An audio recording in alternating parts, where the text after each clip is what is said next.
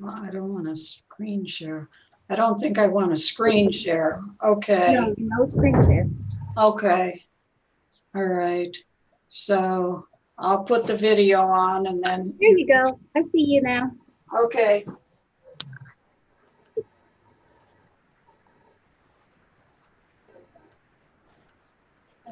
Hi, Dr. Helen. Okay.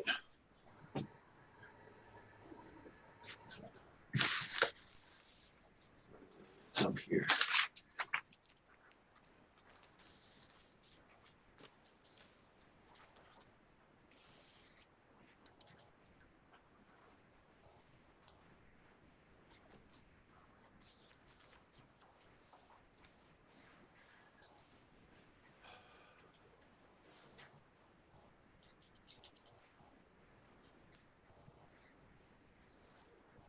Hi, Jim.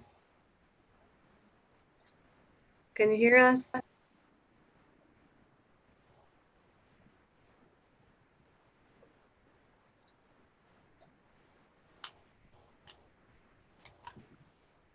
Hello, everybody.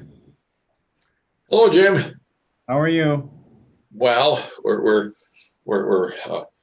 still under COVID-19. You Yeah. probably knew that, though. Oh, yeah. I think I heard something about that. Yeah. Well, at least the weather's been pretty nice. You know, a couple of muggy days, but Well, my staff is getting used to this. Well, we euphemistically use the word curbside management of our practice. It's parking lot, period. Nothing glamorous about curbside. It's parking lot.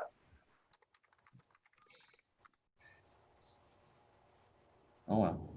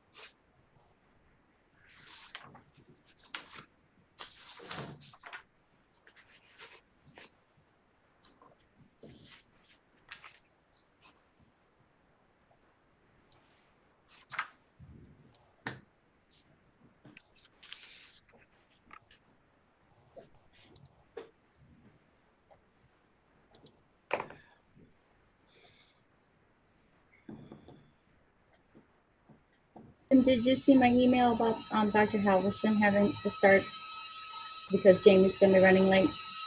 Yes, I did. Yeah.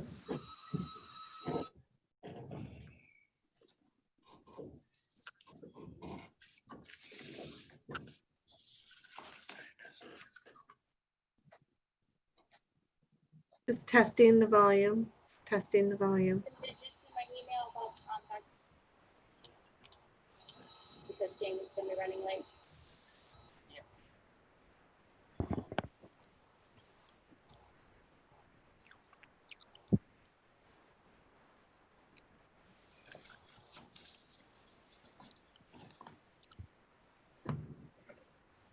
Testing the volume.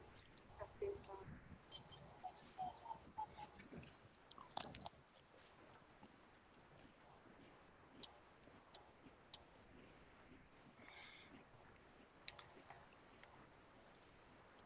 Just a reminder for everyone on the call, we are live on Zoom.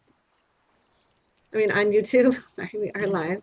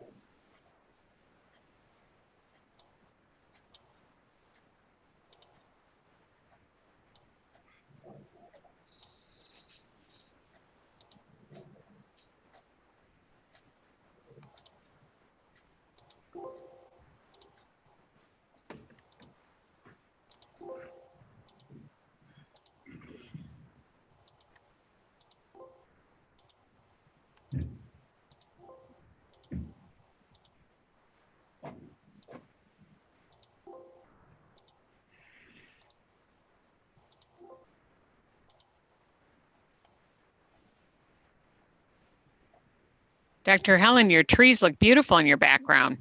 Oh, thank you. You can see like through the window there. It's nice. Yes, yeah, no. And plus, any of your gardening friends would probably agree with me that it's been a great year so far for any of us. Outdoors, plants, landscape, gardening, flowers, whatever. It's been a great year. I know. I planted some things last year and I didn't think they were going to make it this year. And then they've better than, not only did they come up really well, but everything else that had kind of looked a little weak last year. Okay. Of course, we had quite the winter last year. So, hello, Angie. Hello there. How you doing today? Now I can't hear you. Can you hear me? I have to remember to unmute. Happy Wednesday. Happy Wednesday. Aren't you glad we made it this far? Absolutely. You're looking good. Now, where's your camera then? I don't have a camera. Ah, I'm on my desk phone. okay. And this is what I was having problems getting through before, was getting my desk phone to work. I could see all of you, but I couldn't communicate with you. And then finally I figured out how to do this and work because this is what it is. My microphone is my phone, my desk phone. So that way I can just sit here in front of my computer with a great big screen and see all of you. Yeah, and I tend to use the headset because my microphone is, and the sound speakers are not these great on these little ones, but Katie seems to come through pretty clearly. Well, that's why I like my phone. I can adjust my volume on here, but I hear all of you just as clear as can be, and I don't seem to break up like sometimes you'll be talking, all of a sudden everybody's breaking up. So I don't seem to have that problem.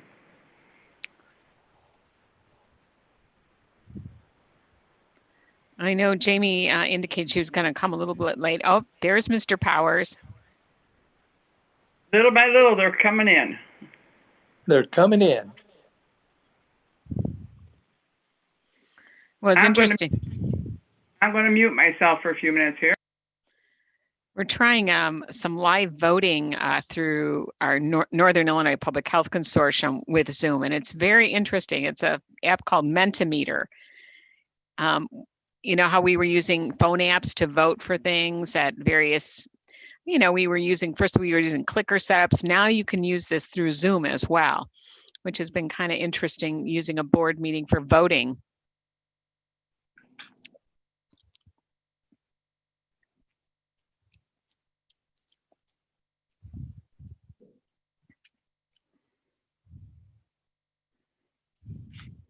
Just a reminder to everyone on the call, we are live on YouTube. Thank you for the reminder.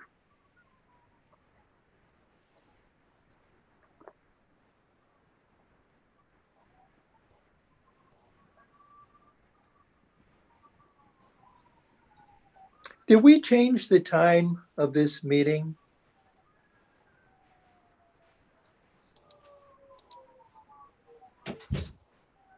I think it got, in all the transitions, we had gone to 6:30. It wasn't at 6 o'clock because Dr. Halverson could make it at 6. And it got scheduled for 5:30 because the old meeting times were 5:30. So we, and Christina, I know, worked to try and make sure everyone was aware, but we'll get, that's one of the agenda items we need to finalize is when do we want this meeting to be held? Okay. Wasn't sure whether I had missed a beat along the way. So. Oh, I trust me. Some days I'm not sure. I have meetings that overlap upon overlap, and I'm like, did I accept all these? I blame it with all the. I was going to tell you, it was a nice article about you in terms of sports in the newspaper. That was very cool. For those of you who are on, I'm holding up a clipping from the paper this morning. and it says that Dr. Sandra Pontel was on the weekly sports podcast, Not Just a Game. I thought it was superb, Doctor. It was So just did I. absolutely Well done. spot on. It was, who knew? It was interesting. When they first said, I said, excuse me, just for a second here.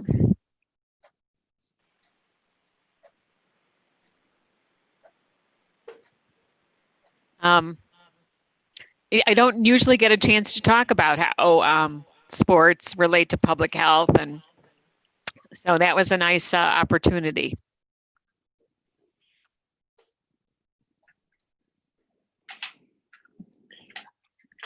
Well, I think it's also nice, you know, for the public to see that the health department, you know, isn't just narrowly focused on certain things. So I think what David, you know, and sharing the article really shows that, you know, that our administrator thinks about other things other than, you know, COVID rates, you know, so. Well, on a second compliment thing, because I have heard, and Angie says she has heard talking about Dr. Martelli, like you know, who is she, or even the more cynical, who does she think she is? You know, to issue those kind of instructions. So here, and I'll read. Martell, who was interim chief operating officer for the Cook County Department of Public Health before taking over the Winnebago County Health Department, as a doctor in a nursing practice and a master's degree in public health nursing and a family nurse practitioner. I mean, you talk about a pedigree. Wow. And I got a great team behind me, as I told them. Yes, you do. Absolutely. No, that was a pearl. I loved it.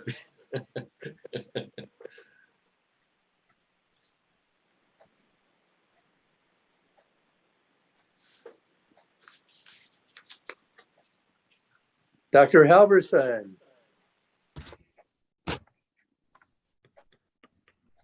Just a reminder for everyone joining the call, we are live. Hello. Are we still only just waiting for Jamie? We now have a quorum and we can call the meeting to order. Dr. Halverson, Jamie Nelson has asked if you could please start chairing it. She's going to join us midway through. Sorry, lost you guys for a second. Quinn or Terry? Yeah. Can you click the overhead light, please? Click that on. Okay, I need a motion to for approval of the agenda. Do I have a motion? So moved. Second. Thank you. All in favor? Aye. Aye. All right. So moved and approved. We'll move to the first thing, which are major expenditure requests, which we have two. First is for a replacement of the PHET cash existing in the amount of $3,908.65. Do I have a motion to approve? So moved. Second. Thank you. I have a motion and a second. So are there any questions or discussions? Just a naive one. What is it? Okay, the public health emergency preparedness. This is the medication stockpile of doxycycline and ciprofloxacin that we are required to keep on hand for public health emergency preparedness. It just so happens that it's time to rotate that stock out at this particular time based on expiration dates. So we replace it through our grant ordering system. Okay, thank you. Thank you. Did we request bids on this?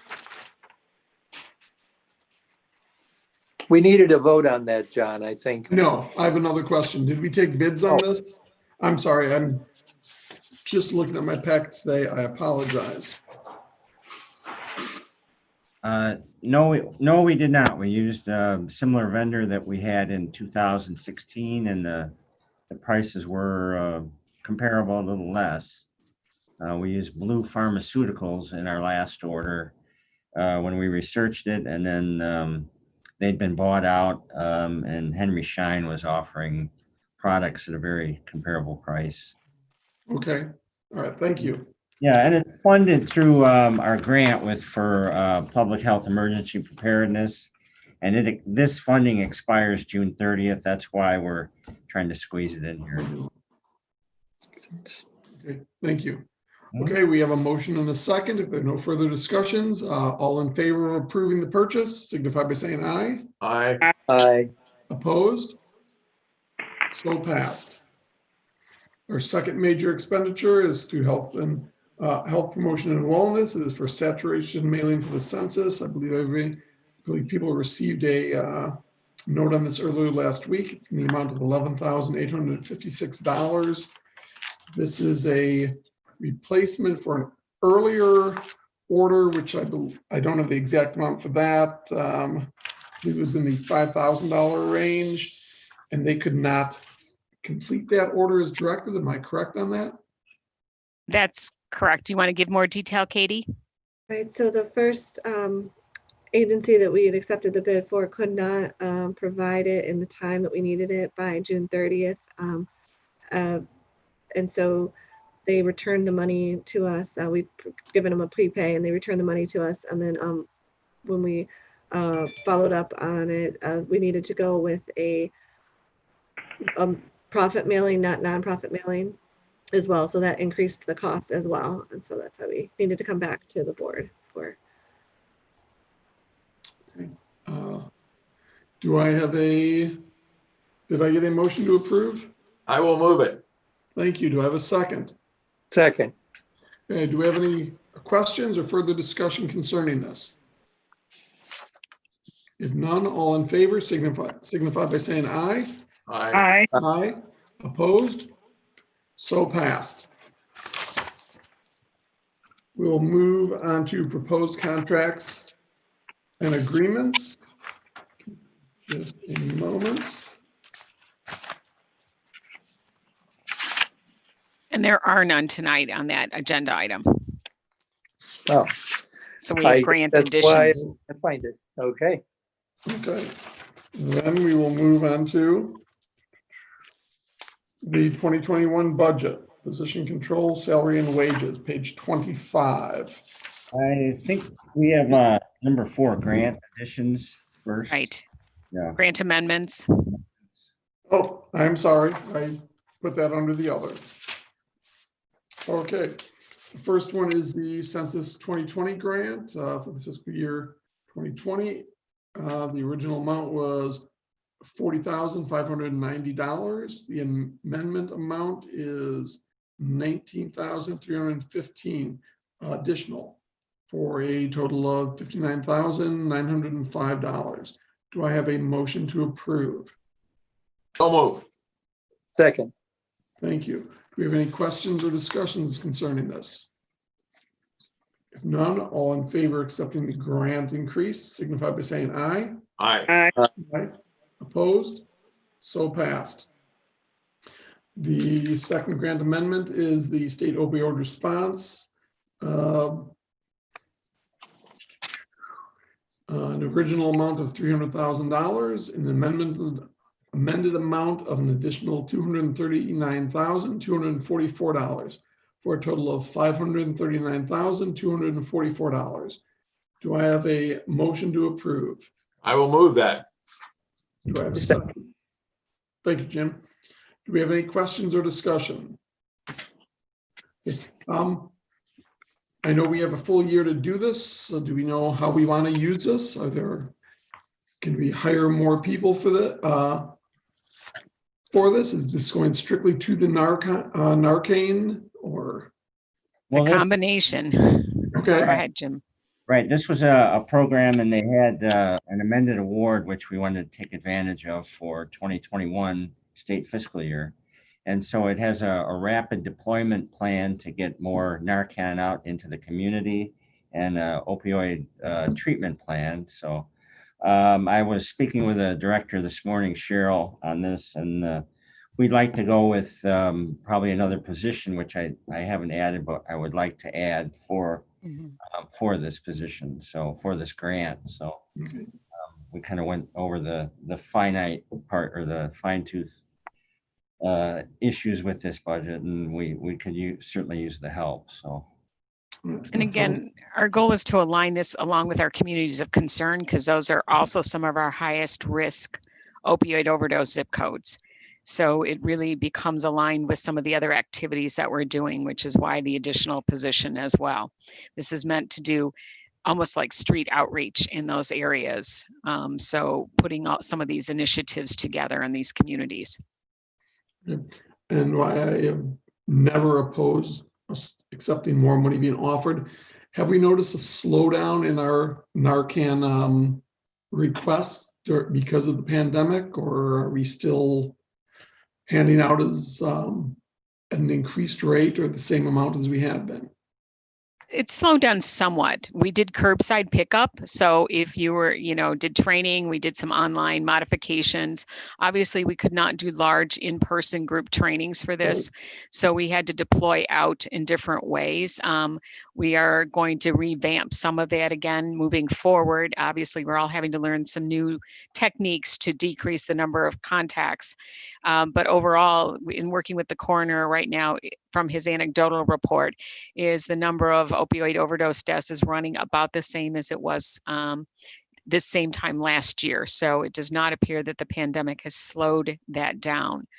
I think, again, the ongoing concern with the next part is really some of the funding we have on the MAT, medication assisted therapy, which is not part of this grant, but this is this, state really focused on the opioid, the Narcan, the naloxone training to rescue, and getting that out into the streets as quickly as possible.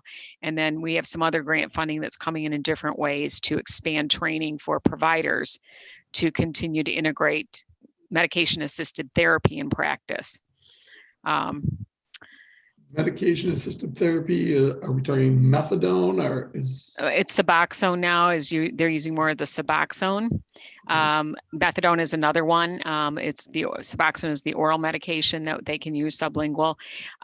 Really beginning to trend toward that versus the methadone. Less side effect profile, better outcomes in the prenatal sector with some of these. I'm also working on a project for Vivitrol in the corrections facility and beginning some of that work, which is injectable. So really trying to not only, but you still have to give the rescue medications when you are still drilling a treatment. You need to work through that. And I know that part of the Dental Society was interested in some training prior COVID. And so we'll probably be reintroducing that. And again, dentists could also provide if they identify, that kind of the dental practices. So expanding really the partners who help us get this medication out to the populations. Okay, thank you, Sandra. I am sorry, it's been one of those days. Did I have a motion in a second? You did? Yeah. Okay, great. I've had a motion in a second. If there are no further questions, all in favor of in accepting the increase in our grant for opioid response, signify by saying aye. Aye. Aye. Opposed? So passed.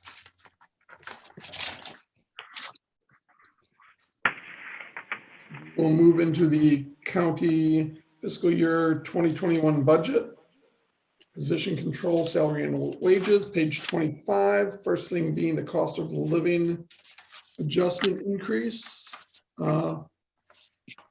Jim or Sandra, I'll let you guys take this over. Please. Okay. On page 25, I have a listing of our currently staffed FTEs, 81 full-time and 1 part-time, and that's current as of Friday.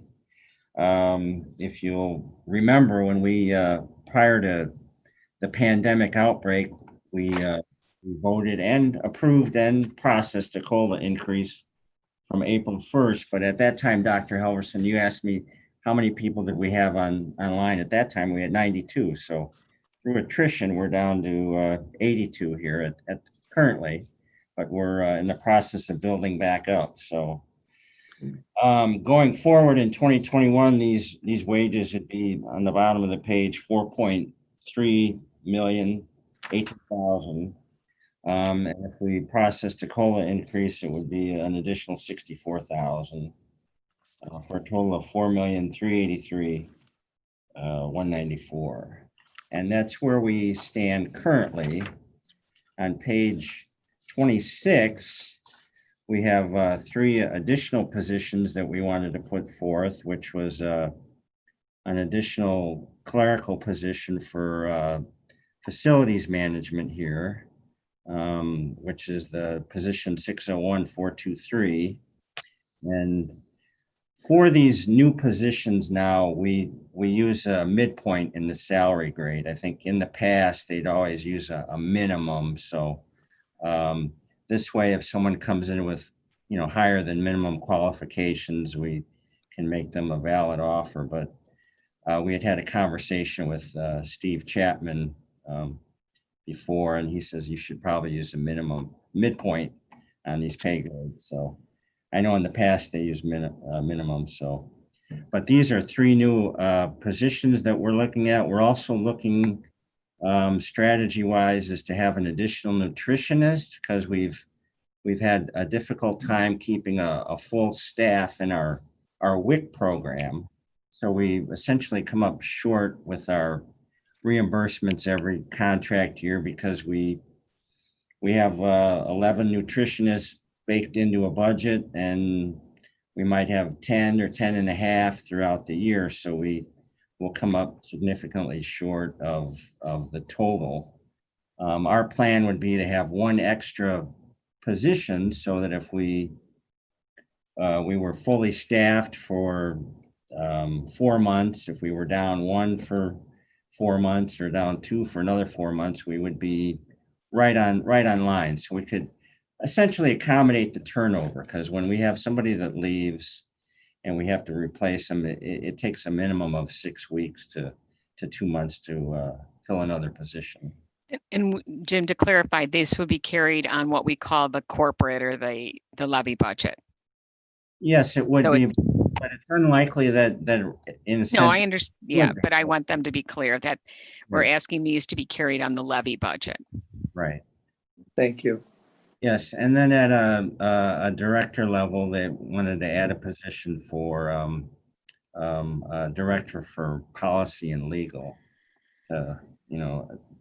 Perhaps, Dr. Martell, if you want to talk a little bit more about that.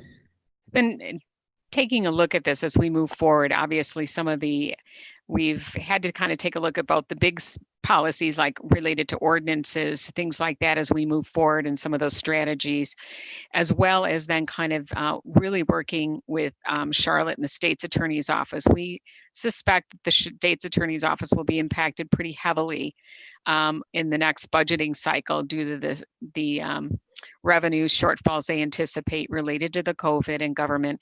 But, we rely heavily on them to help us with development of ordinances and, really kind of some of that legal guidance that goes through. So this person would be working kind of hand in glove to help really back up that department as well on the other side of it.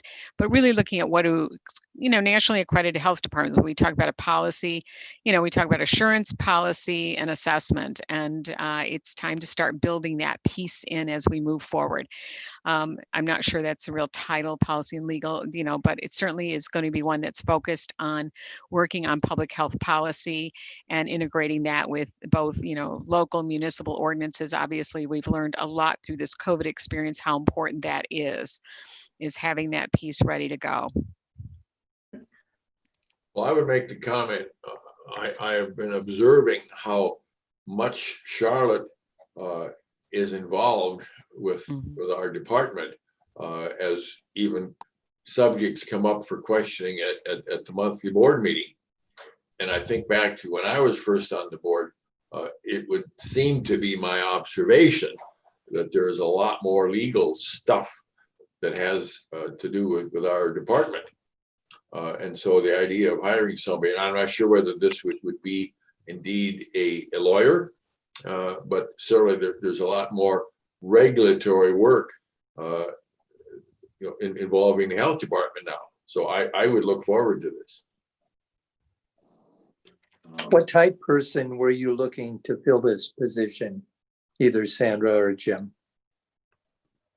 Well, would it be someone with a policy background? It could be a legal background, but someone who definitely has some public health. There are some specialization now in public health policy areas, but certainly people that have done, some either development. We're not looking someone simply for, like, I'm going to call it like I'm trying to think, like, we're not talking about someone who works in a strategist per se. We're looking at someone who's gotten the nuts and bolts of how different ordinances and policies work together.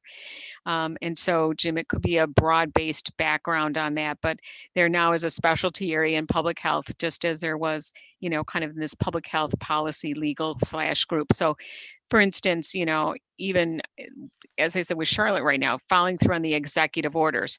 When we issue a closure order, what is the content that we want to make sure is included to make sure that that can carry through? Who can represent the health department in some of these, I'm going to call them in the hearings that go on at the state's attorney's office when we get to that level?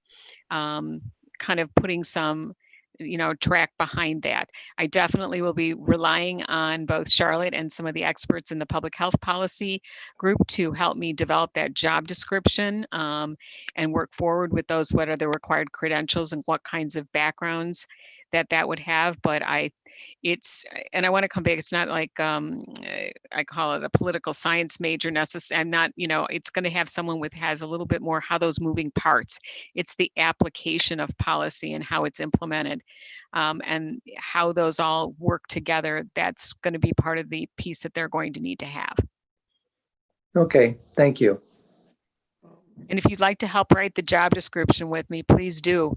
If you've got thoughts, because I know there are national models on this, but certainly any input is welcome. I will certainly defer to the national models at this point. I'd just like to make the comment. I mean, I think this is all very good. I don't see a position that I don't think we couldn't benefit from, and it's a increase of only $82,000 over the course. But I know with the loss of revenue throughout the country, do you think we have a chance of getting the board to approve this? I think Wisconsin, state of Wisconsin employees, I think they're at a hiring freeze, and there's a across the board 5% cut at least. And, just a thought. I'm not sure if we're battling, facing a huge wind and blowback, proposing this, just a thought. Jim and I have kind of talked through some of this. Again, because we have to live within our levy and then our grant funds, this is where, again, the moving linchpins. And so we certainly want to take a look as time goes on. And as you know, we've only implemented any cost of living when we're able to carry it through or sustain it. We currently had vacancies in clerks that we really kind of done. That piece of this is kind of the building management piece. I'll be honest with you, we've, as we know, we're kind of like the benign neglect here.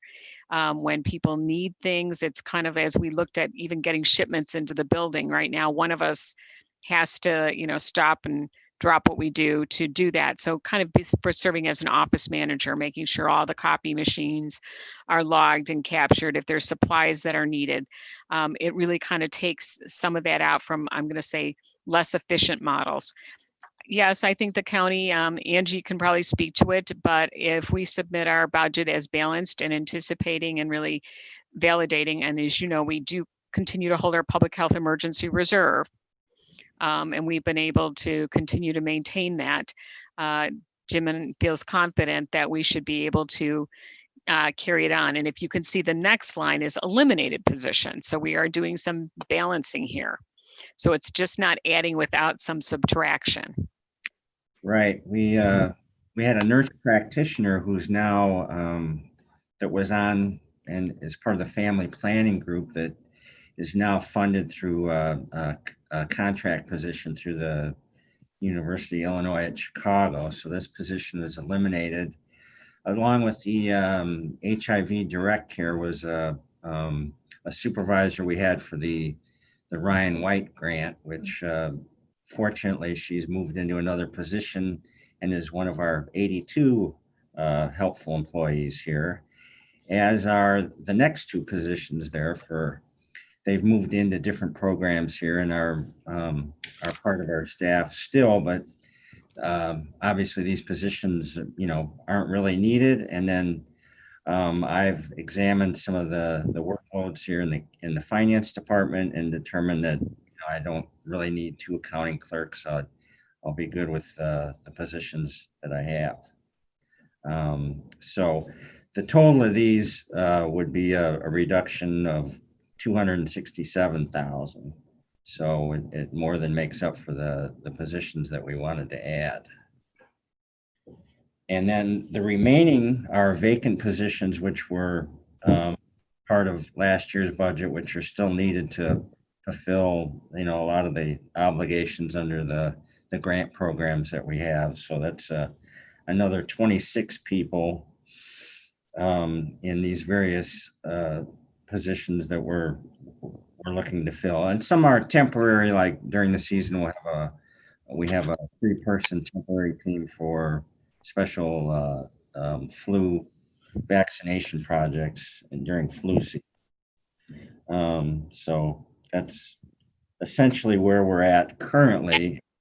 And then on page 27, we'd start with the contact tracing team, which is all related to our new federal grant for $4.2 million that we've talked about. And this is the variety of staff that will be added, the 51 people that we've talked about.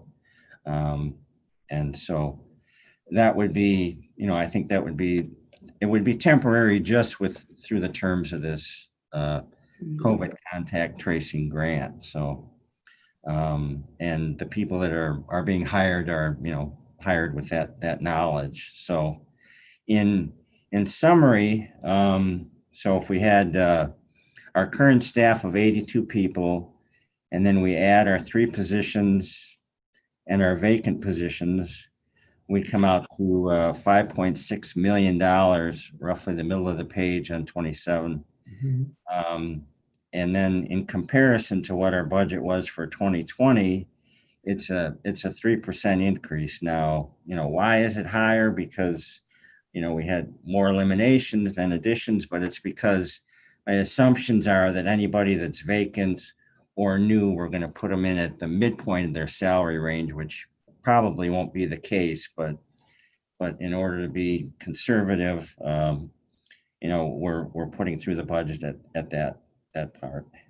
And then with an addition to the contact tracing team, we come up with a grand total of wages of almost $8.2 million. Jim, Yeah. just curiosity, do we often give the COLA raises at a certain point during the year after we have determined how finances are looking? Can you review that for me just so I stay up to speed? Sure. Consistently, we've acted on the COLA at April 1st, which is 6 months through the county budget. So we know exactly how we're doing at that point, halfway through the year. And then, so we did it this year and the prior 2 years. So if things are, it's always fluid. So if things aren't going well, then we probably wouldn't even bring it up. But in general, things have been going pretty well. We've been able to run surpluses, and so they've been brought up and executed retroactively to that date. So the thinking is that we would probably implement the COLAs in terms of that April timeframe this coming year as we did this year. Yeah, I think that would be the expectations. Yes. Okay, just wanted to clarify that. Okay. And one thing I would like to point out is with this contact tracing grant, which I don't necessarily have reflected in these numbers, is $162,000 in wages for our disease control team that we have in place now will be reimbursed under this contact tracing grant, in addition to this 2.5 million. So what's now funded under the levy of 162,000 in wages only would be funded under this federal grant for contact tracing. So that would be to our benefit. Right.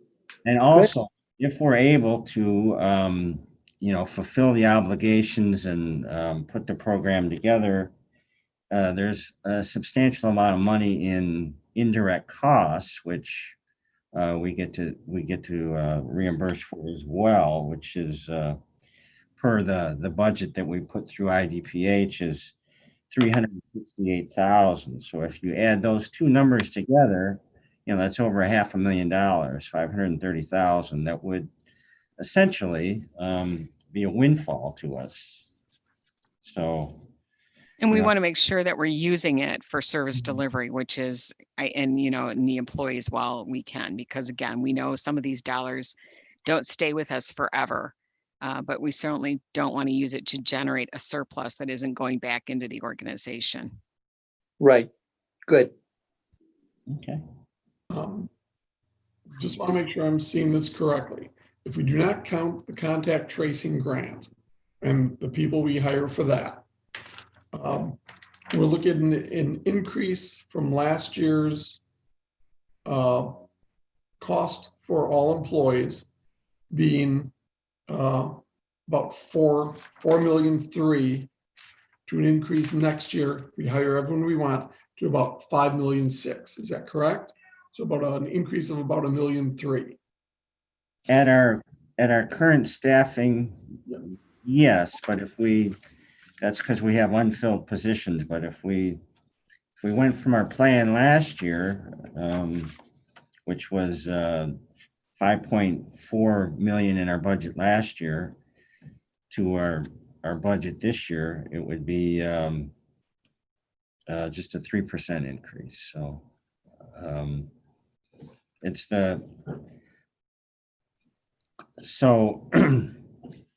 unlikely that we would hit the 5.6 million because we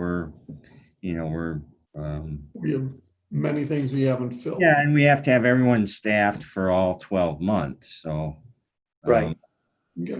That's how we put a budget together. So I think the best way to compare the two numbers would be our goals at 100% for 2020, and then our goals at 100% for 2021. So.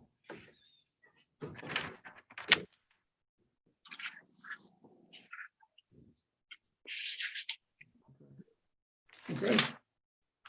So do you need just feedback tonight on this?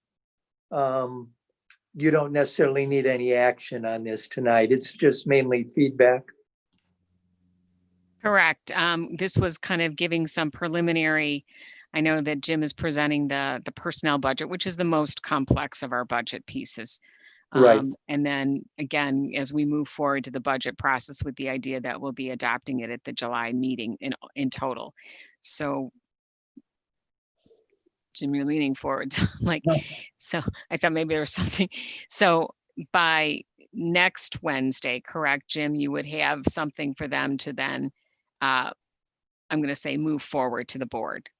Yes. Okay. I'm just trying to lay it out there, and I've gone through this in detail. Some more things I'd like to do before next week. But at press time, it's kind of fluid, but that's what I had at this point. Okay. Thank you. But certainly suggestions, if you think about it as you look at it, kind of digest it some more. If you want to send thoughts and comments to us, ideas, so we can incorporate it and, present it at the next meeting of the Finance Committee, that would be great. Okay.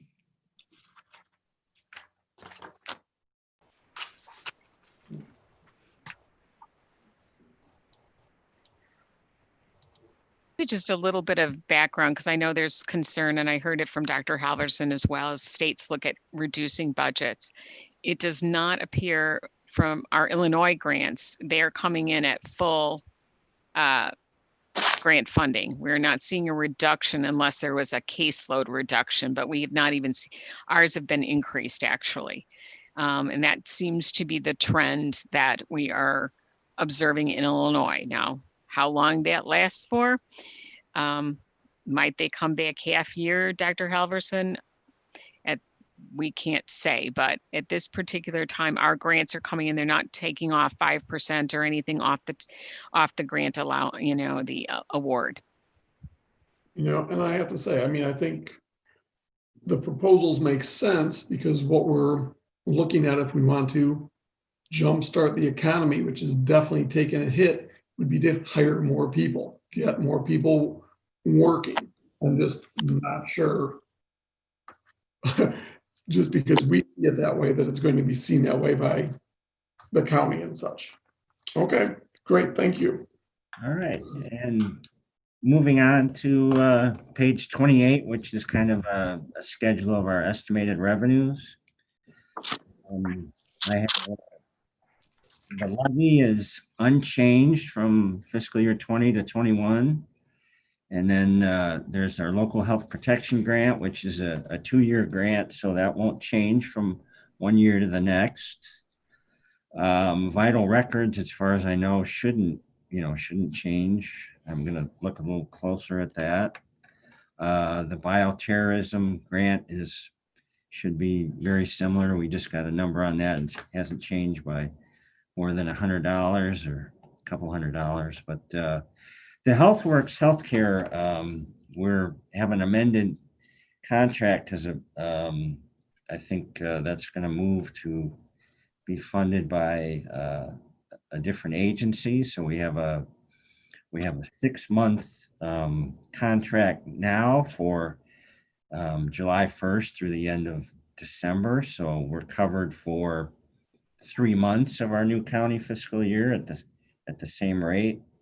The future on that is, somewhat uncertain.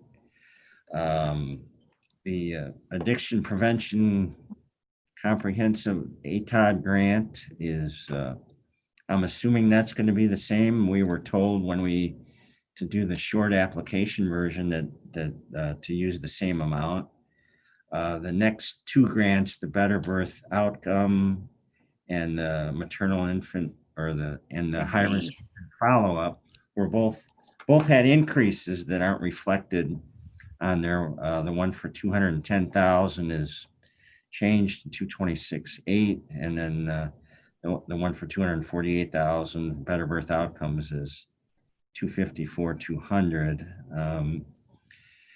The maternal infant and early childhood should be the same. Our teen pregnancy prevention was kind of a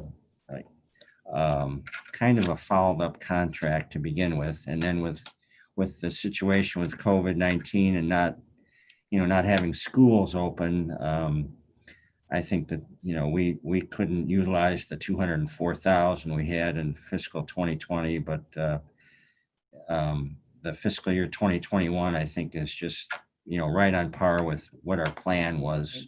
Anyway, so when we submitted the budget for that, we didn't make very many changes. The WIC program we talked about and wanting to get another nutritionist so that we can fulfill our obligations there. And then the breastfeeding peer counseling is new for us this year. The vaccines for children is part of the local health protection grant that's over 2 years. The host fee demolition is just reimbursements for different properties demolished through the. And I think I need to interrupt here and thank Angie Gorel, who fought at the county board meeting to make sure that we maintained level funding for that. There was a move to reduce that to 60,000, and Angie, representing the health department and the Board of Health, advocated for the 100,000. Thank you, Angie. Thank you, Angie. Yes, thank you. You are all very welcome, because we use the money the way we're supposed to use it, and they wanted to take that away from us, and there was no sense in that, because we have so much so many properties that need to come down. And by taking money away from us isn't going to get it done. So I'm glad I saw that because I'm not on that committee. It was when they say sometimes God's shining it on you, he was that night to let me see this because I'm normally not involved in that kind in that particular meeting. But hey, you guys do good with your money. Why would I not do that? Thank you. We appreciate it. Thank you. Okay.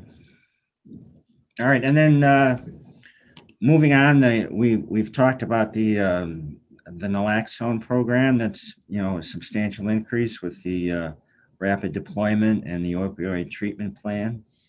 So we'll be adding a position for that. And then in health promotion, we have different fees we get for services they do in the clinic. And so I'm going to double check that. It's not a large number, but I think I have it highlighted in yellow, maybe on your copy, but Right. just like to be a little bit more precise on that. Might not be any more accurate, but I just like to take a good look at that.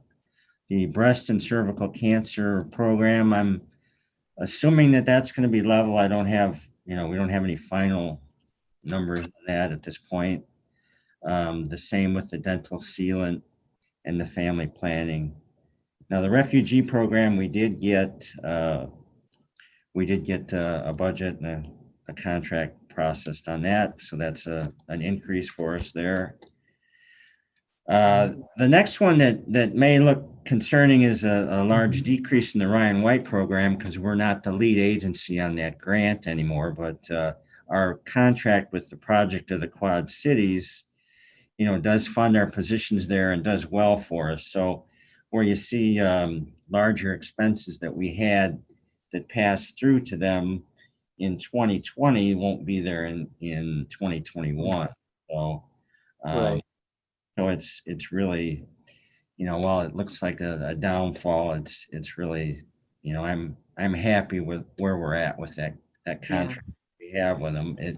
It's just that we're at the mercy of the Project of the Quad Cities. But we don't have to monitor them either as a subrecipient.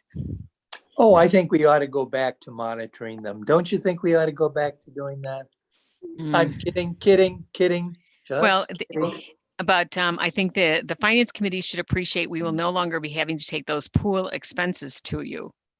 Absolutely. Wonderful. Right.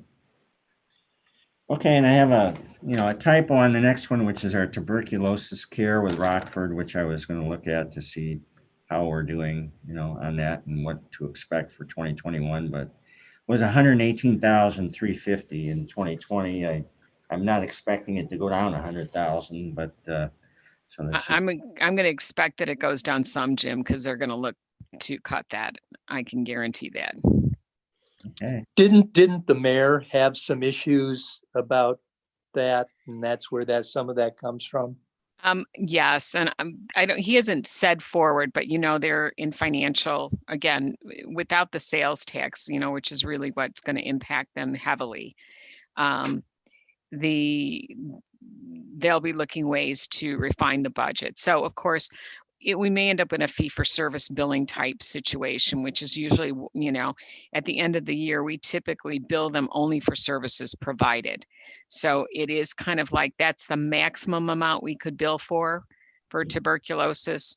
And then typically we've left in the past, I think we did the last analysis, remember about 40,000, I think we leave on, and again, it's not ours to have. We bill them for clients that reside in the city of Rockford. But I think they'll start to challenge us about all the other people. How do other communities pay for tuberculosis, like Loves Park and Mid-Chesney, and they come out of the county levy. So I think there may be some pushback on that. I think it's a potential vulnerability. Okay, thank you. All right, and then I'm moving on with the RIG grant and some of the environmental fees. It's just kind of a estimate at this point. We have the coronavirus emergency grant, which was for 2020, which we won't have in 2021, but that particular funding is all went towards fixed expenses that normally would have been absorbed by the levy. The summer foods inspection program, I'm not exactly sure where we're going to come in on that, but so I need to do some revision on that. And they did fund us again, a contract with the Illinois State Board of Education. So that was a positive. All right. And then the childhood lead poisoning prevention is part of the 2-year comprehensive local health protection grant. So that'll be available to us along with the tanning and the body art.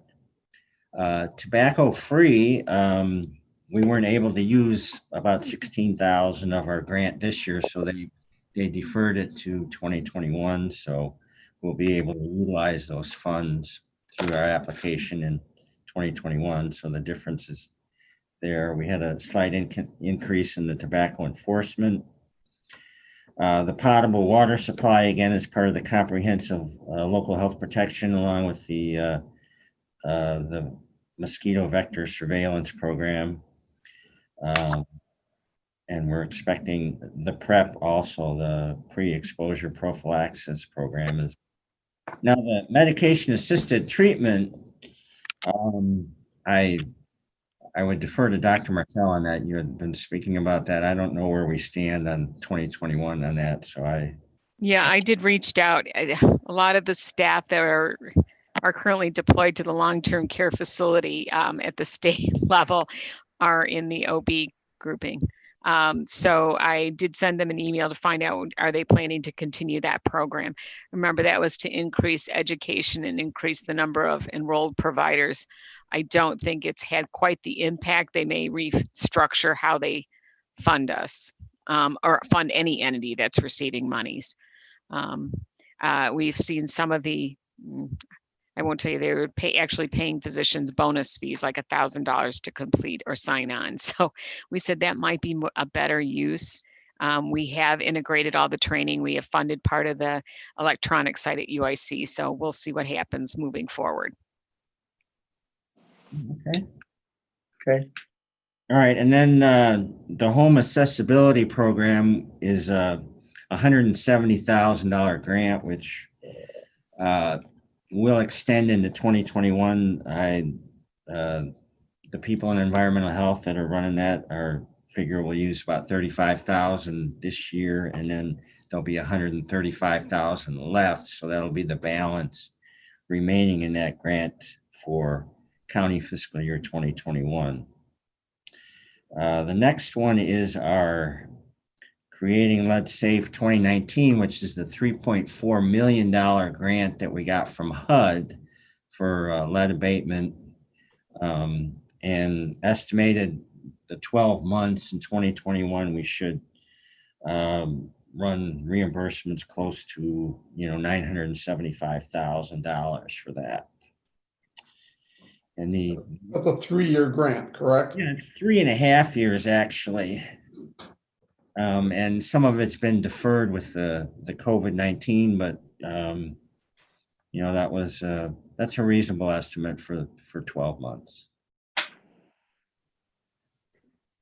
And then the $62,000 grant for Illinois Wise Women is an additional program that that's in conjunction with the breast and cervical cancer screening program, where they concentrate on heart issues and cholesterol and weight loss for women that are having these issues. And it's part of it serves the same population that serves the breast and cervical cancer screening program. So that should be available to us as well. And then the large one on the bottom is the contact tracing grant, which we've talked at. Question concerning that. Similar to the lead, that's a 2-year grant, correct? So should we be incorporating the full amount as an expected revenue? Will they give us the entire 4.5 at once, or will they split it up how we've got it financed out for the employees at 2.5, and then it'll be another 1.8 or whatever the following year? That's Well, that's a very good point. Our original award was $4.9 million, and then they said it was going to be 12 months. So they had, we had a deadline to put in, what we would spend for 12 months, ramping up quickly. Now, whether we stretch this out, because it should be within reason as to what we expect to spend over, and if we're required to do it 18 months, 2 years, are we going to? Originally, when we approved this, it was a 2-year. No, it's a year. What they anticipate is funding, and here is why the estimates kind of go in this. They expect that this program will run anywhere from 18 to 24 months, right? Okay. So that they will be a second contract. Now, there were estimates, and if you remember, I should say who would remember all this, but they expected you to have 30 contact tracers per 100,000 population was the estimates that were coming out. We've done the math, and that's pretty that's a lot, right? So that's how they based on your cases and your population. So now they've decided the state has different pots of money coming in from the federal government, part of the CARES Act. There's another part that they can use. And so they can decide which fund they pull from which years. But we've been told that this is a 12-month, because I think everyone would have the same concern. Should I be budgeting over 18 to 24 months, the same dollar amount? And they said, no, we're to do 12 months, because we've got the big challenges obviously throughout the state is bringing these folks on, right? And we have about quite a bit of, I'm going to say, outreach from for-profit companies that are saying, we can do this for you, just hire us on, and I think, again, the question has been, depending on which pot of money they decide to use or which the source of the funding, there are limits. But for us, because we were pretty much fixed on personnel costs and the technology, the support for the personnel, so computers and, phones, we were not buying equipment in terms of, labs, and, we were not buying laboratory tests and some of that. We are not going to be, ours went really toward personnel. So we are not in the same predicament that some are in, which is probably going to have to be looking at resubmitting. The question is, if something changes tomorrow, that's why we made sure that we're putting these on as temporary, with the understanding that when you go into one of these positions, there's, at the end of the funding cycle, these positions no longer exist. But hopefully we'll identify individuals who want to stay with us and can take vacancies within the permanent positions. Well, nothing is really permanent, but the non-temporary positions. But this has been a challenge, as you would guess, throughout the state. And, the governor announced it maybe midway through the pandemic. I cannot tell you the number of calls we get of people saying, can I sign up to be a contact tracer? Can I apply for a job? If you do, refer them to the county website. At this point, Todd gave a report earlier, there were 75 candidates for the 51 positions. So to date. And so HR is already sifting through the candidates. And so I also want to say the county HR team has taken this on as a project that they want to do and are kind of proud to be working on it to get this team ready. So the optimistic side is that we'll continue to receive this but I would not plan on it between 18 to 24 months. By that point, we'll probably be moving into a vaccination phase, and there'll be another fund coming in like H1N1 was, where we then had monies coming in to support vaccination efforts.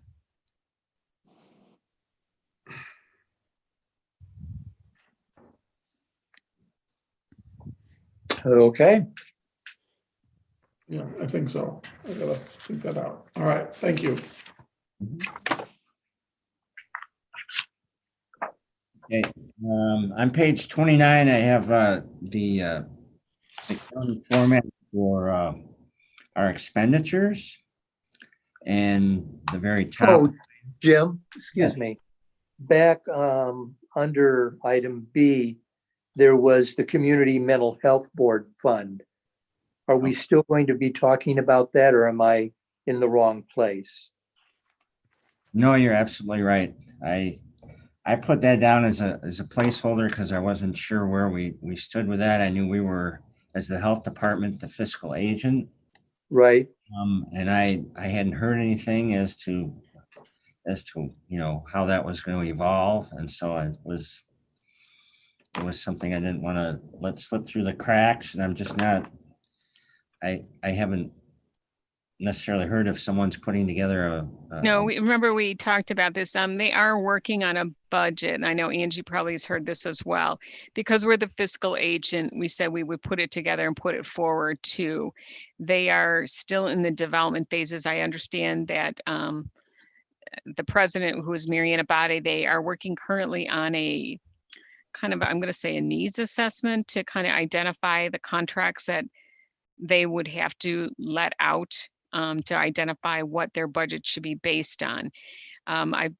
They are also have some, I think, ordinance afoot, Angie, if I might be using the incorrect term. They're moving through, their state's attorney is Paul Carpenter, and they're working through to be an independent board that would have be their own fiscal agent. So there's some of that movement going on right now, but we did reach out to them to say, remember, we're your fiscal agent. We're here to help you with develop your budget when you're ready. Okay. All Thank you. right. And Jim, it was really good to put it as a placeholder there. So thank you. I don't see it. Where is it at? It was on Five item number 5, B4. 5B4. Thank you, John. Thank you. I reminded Jim, just because we didn't have enough work, that we had another. I know. all right. Okay, page 29. Right. Yes, that's a list of expenditures in the county format, and then the fiscal year 2021 right-hand column supplemental request. I have a total of $14,400,000. So I'll just go over the top half of this page. And then I have our regular salaries and temporary salaries, and my thought is now that I should probably put all the contact tracing numbers in that 41120, that second line where we see 28,000. I don't know if you had any thoughts on that, because it is just a 1-year plan at this point, rather than have it all bumped into that top number. Because it's kind of different. Yeah, because I think it becomes, it at least plants the seed that this is not a forever. Right. Right. Okay. All right. So. Hey, top of the page. Yeah. So yeah, on my next draft, I'll be sure and have that broken out that way. I just want to bring your attention to halfway down the page, the 407,614 IMRF employer contribution and the FICA employer contribution.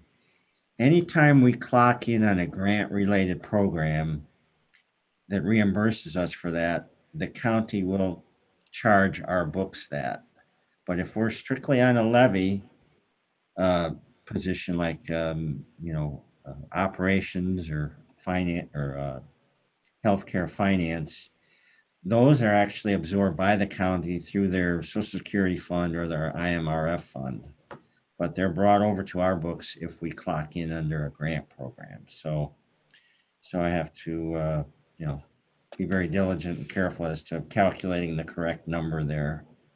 And so I would imagine the contact tracing grant would be subject to FICA reimbursement and IMRF expenses as well. The major other concern is obviously health insurance expense, which is actually, it's on page 34, but that calculation it's like $1,800,000 for health insurance employer costs. So our budget for this year was $1,331,000, and so it's a significant cost, and I need to know. I need specific direction as to how they feel their rates are going to be. I don't know if if their experience rates might not be that bad this year, with being, a lot of things not being done for 30 days, 90 days. I'm not sure.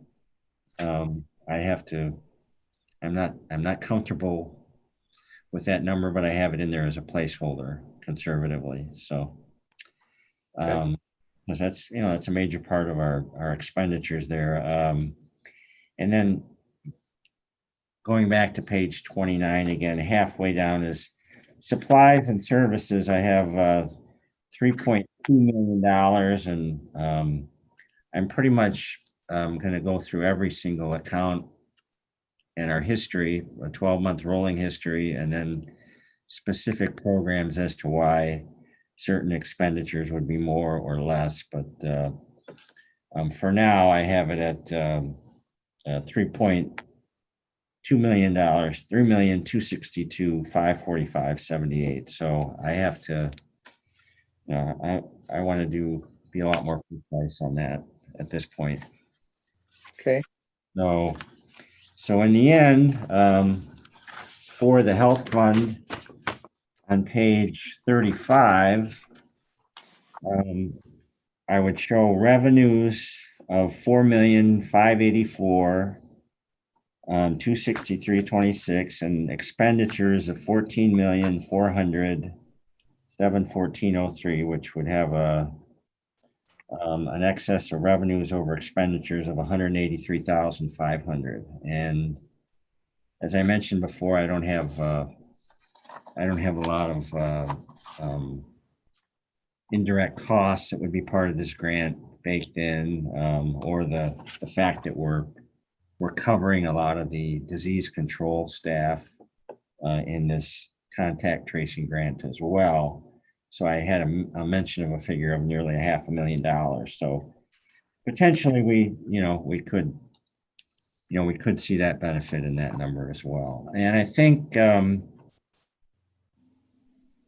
ultimately what I see as an issue is that if we run a surplus, that we have the capital expenditures to invest in our facility here, so that we kind of combine the two funds, our building fund at 555 North Court and our health fund, to where we're at a essentially near a break even. How do you feel about that?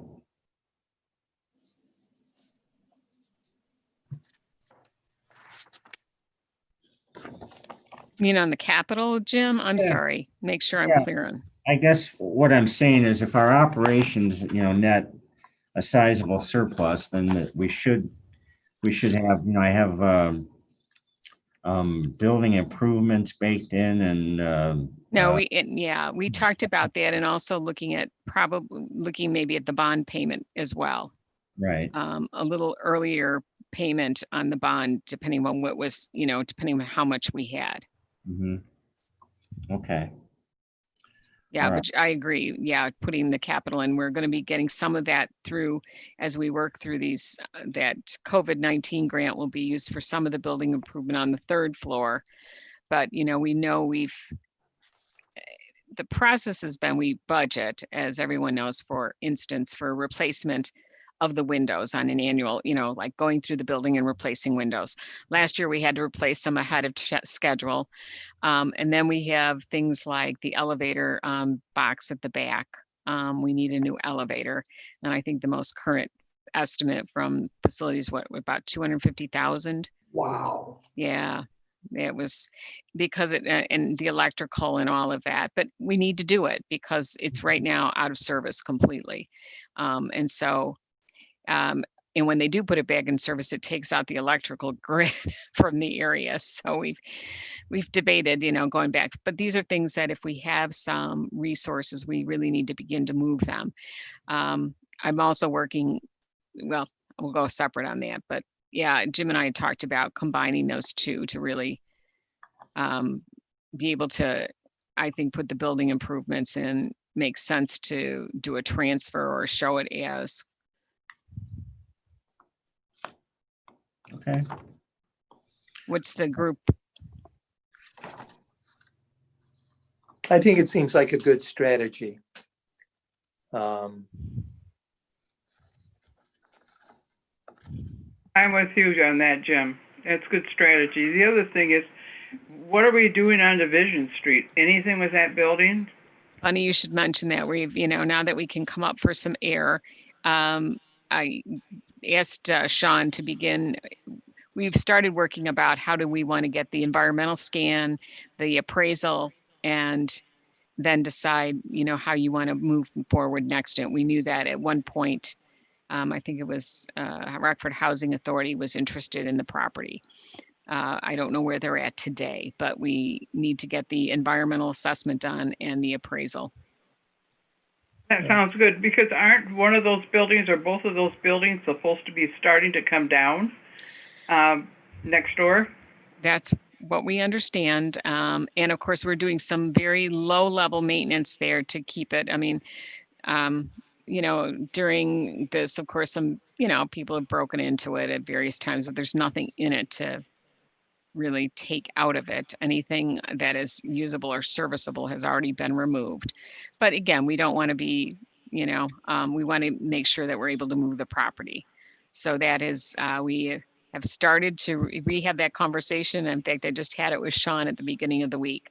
I don't know, Angie, if the county has we've been talking to Ann about whether or not they have a particular how they want to do this. If they have a particular agent that we should be using or not using. So you may know more about that. As far as the real estate agent, no, because they've had some poor choices in the past, so I don't know how they will make that decision. I think we've overpaid for certain things because many of our people have their own pet real estate agents to move things. But we'll have to give that some thought. Yeah, right now, Sean and I told him I need to put the spec together to get out the appraisal and the environmental assessment done. Yeah, and we don't want, especially the environmental assessment, we don't want to go overboard and over-improve that building if someone's going to raise it and put something else there. No, I don't. No, they have to do a whole electrical grid there too, so. Yeah, well, the environmental is the most important at this time. That way you'll have it, and then when you sell it, all you got to do is update it.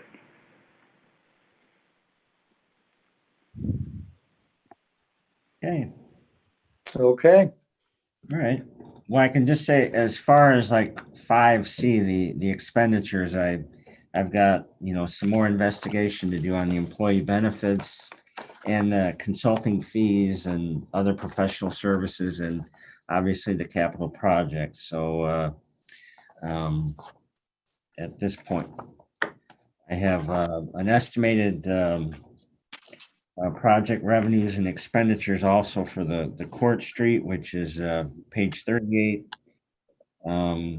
with the rents from the contact tracing grant. If we'd have rental income for the facility of 622,000, and then fund expenditures for the building of 819,636, with a excess of expenditures over revenues of about 197,613.50. Now, obviously, this is very preliminary draft, so if you take the two together, it's essentially at a break even. But again, I have quite a bit of work to do on 5C, and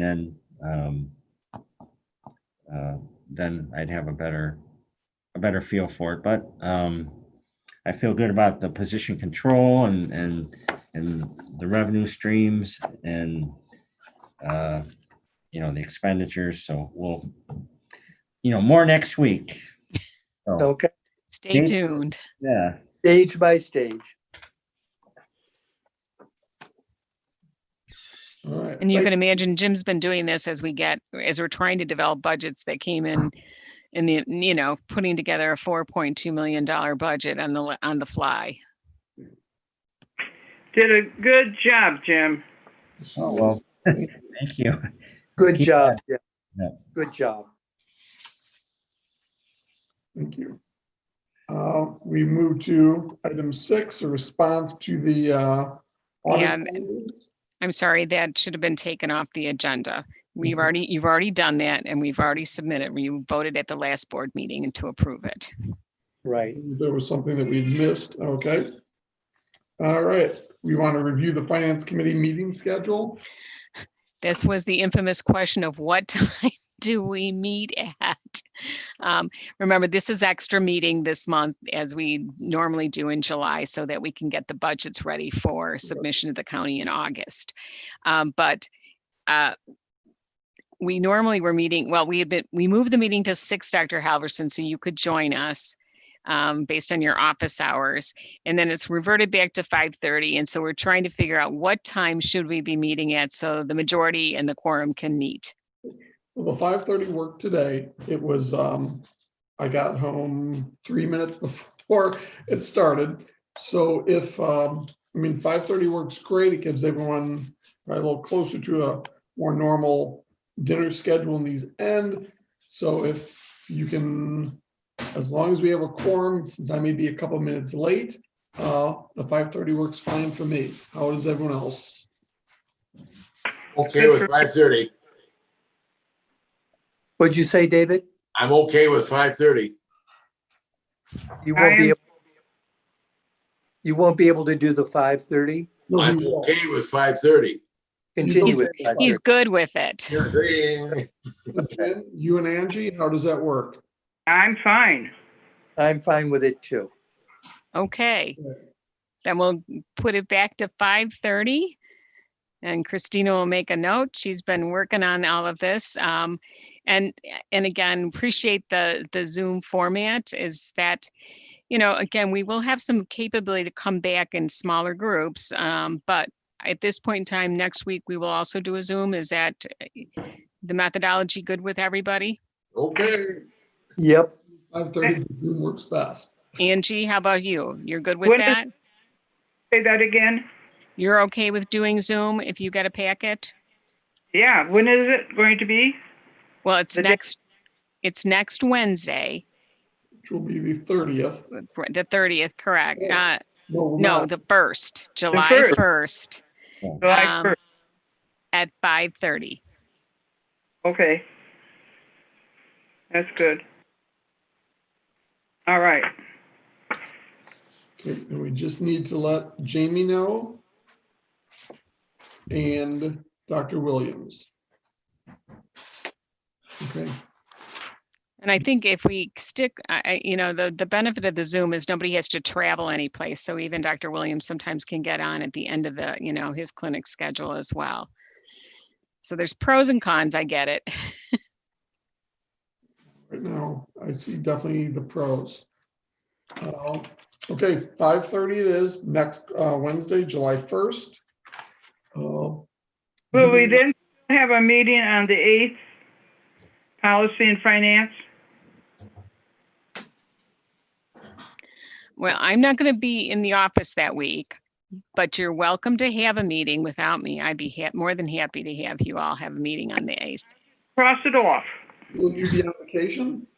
I am taking a little time away, So yes. then you can zoom in. That's a great. Imagine. Zoom. Where I'm going, I'm not going to Zoom. No internet.